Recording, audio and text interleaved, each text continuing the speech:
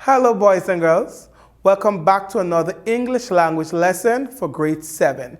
And today we want to look at impromptu speech. Has anyone ever asked you to present something on the spur of the moment? For example, you're at a wedding and the person that was to make the speech didn't come, so they say, Anil, please do the speech. Say something nice. And you're in that moment and you don't have to think up, what should I say? No, I have been placed in those situations many times. Now let's see how this lesson can help you to become better at speaking at the spur of the moment. Let's dive in. The impromptu speech is an unprepared speech that one gives with freedom.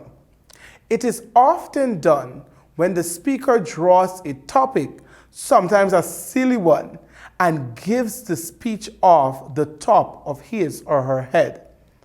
A speaker may prepare an impromptu speech by following the basic 3-point speaker outline, where you have the introduction, body, and conclusion. For this lesson, we want to specifically focus on the introduction and conclusion. Now let's dive in. The introduction may be an attention-getting statement, joke, or anecdote.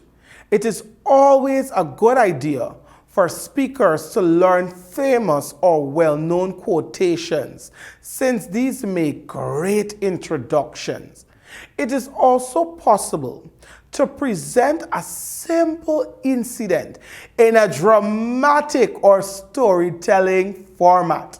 For example, a young girl rummages through the garbage behind a grocery store. She pulls her thin jacket around her frail body and shivers against the cold. For her, this subject, hunger in America, is a harsh reality. So right there we see that the speaker uses an example to strengthen the point that they're making. And you can do the same when you are called to give a speech at the spur of a moment. You can think of a joke, you can think of an example, you can think of a quotation that would help to strengthen your point. And that's why it's very important to be a person who reads a lot, because your brain will store up words and information. Now this introduction has accomplished several goals.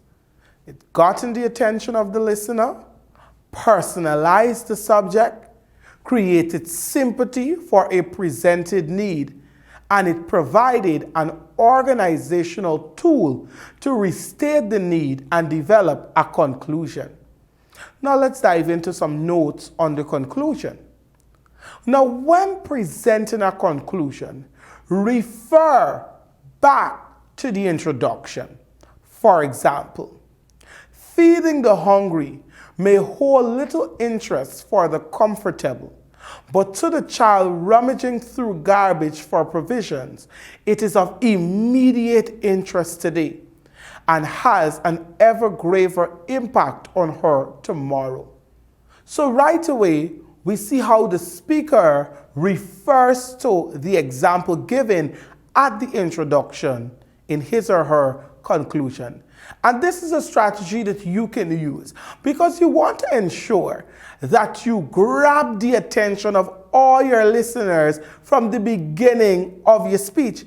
And let me tell you something, even if you're called to an impromptu speech, you should present it in a way where persons think that, you know what, you are actually prepared for this speech all along. Now, what I want you to do, give yourself a strictly motion preparation of time of no more than 1 minute in which to note an opening, a couple of main points with examples and conclusion. Deliver your speech while timing and, if possible, recording it. Aim for at least 2 minutes. When you play it back, listen for fluency, structure, and content.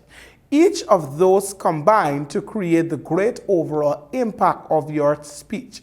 So I want you to practice these things at home. And trust me, they will help you even in your everyday speaking. When you're engaging in a conversation with someone on a particular topic, you can articulate your point in an effective manner. Now let's look at the topics. You have 3 topics to choose from. You're going to choose one. Topic 1 says, my biggest concern for the future is... My biggest concern for the future is... Topic 2. Real wealth is never measured in money or possessions. Real wealth is never measured in money or possessions. And topic 3. Conservation is survival. Conservation is survival. Now this brings us to the end of another wonderful lesson. I want to thank you for participating in class today, and I do hope that you will take some time out, prepare a speech, present it, and assess yourself. Until we meet again, this is Sir Jared, and I'm out.